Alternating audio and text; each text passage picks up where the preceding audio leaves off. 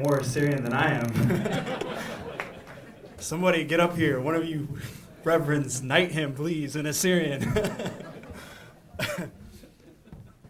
Wow. Thank you very much for coming today. I'm very happy to be here. And I wanted to personally thank the Assyrian Universal Alliance, the Young Assyrians, who are the youth within the Assyrian Universal Alliance, for helping put together the event that you're about to see, the film that you're about to see. I wanted to thank all of you government officials for attending. I wanted to thank all of you Assyrians and non-Assyrians for being here.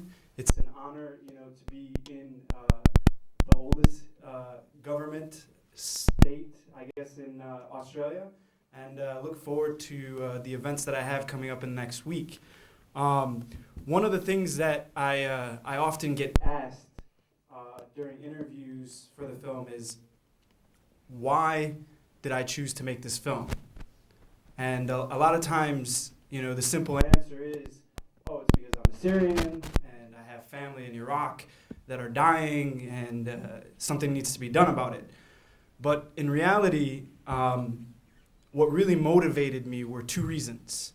It was the lack of reporting on the atrocities, and when it did get reported during some sort of tragedy, for example, the church attacks in Baghdad that happened in 2010, that prompted all of these marches all around the world, right?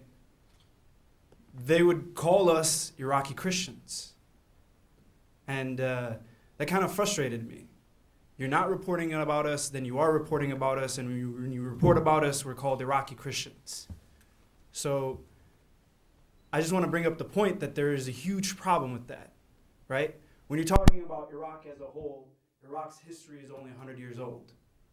You have many different peoples, probably one of the most diverse places for religions in the Middle East, right? And you have, for example, Arabs, Kurds, Are these Iraqi Christians Arabs? Are these Iraqi Christians Kurds? What are they? And you almost want to say that what you see and what you read about is being done intentionally, right? I watch films, a lot of films. I watch the History Channel because I always like to compare my work to what's being out there. For example, the History Channel had a series on TV called The Ancient Aliens. How many of you guys have seen that? Anybody? Ancient Aliens?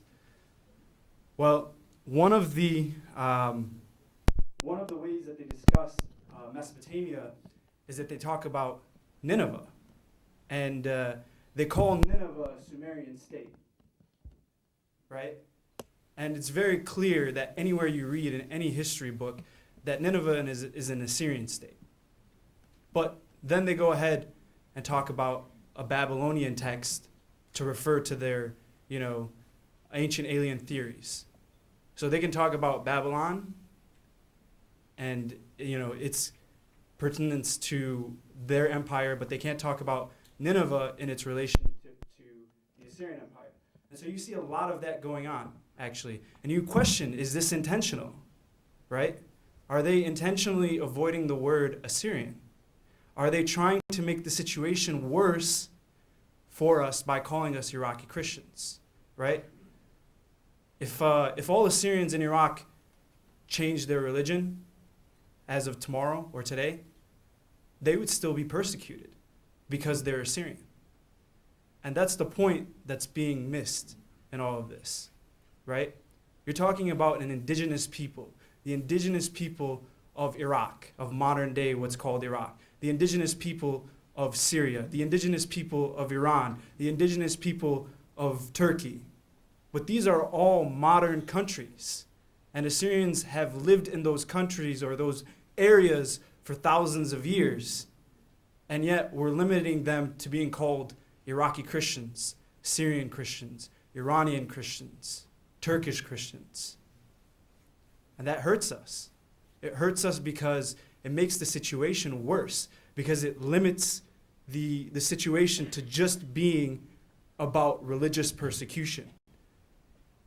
And honestly, everything that's happened, since the 2003 war is quite, if you look at the situation, you'll see it's because they're indigenous, right? They want the land to be theirs. And if they got to persecute them and make it seem like it's a Christian thing, then they will. If they're going to persecute them because they're Assyrian, then they will, because they want these people to leave. These people are like what the Aborigines are to Australia, what the Native Americans are to the US, right? And you have to look at it from that perspective. And that's what I've pushed over and over and over again in all of my interviews, is to make sure that you're using the word Assyrian when talking about these people. This is a bipartisan issue. It's not a conservative Christian issue only. There's a humanitarian aspect to this issue. And when you look at and you frame the work of this issue into just religion, you're alienating other people that would like to help our cause. And so what you're going to see in this film, you're going to see both. You're going to see both sides of the persecution. You're going to see real people talking about what has happened to them. And if I take this film and I go back 100 years ago, or almost 100 years ago, you could say this is the same situation, right? What's happening then is a continuation of what is happening now. And that's the opening line of the film. That's the first thing that I made sure was pointed out and said at the very beginning of the film. So in any case, don't want to take too much of your time. I want you guys to enjoy the film without falling asleep. So just going to take a minute and switch this computer with my laptop, if someone could help me real quick, and we'll get this going. Thank you.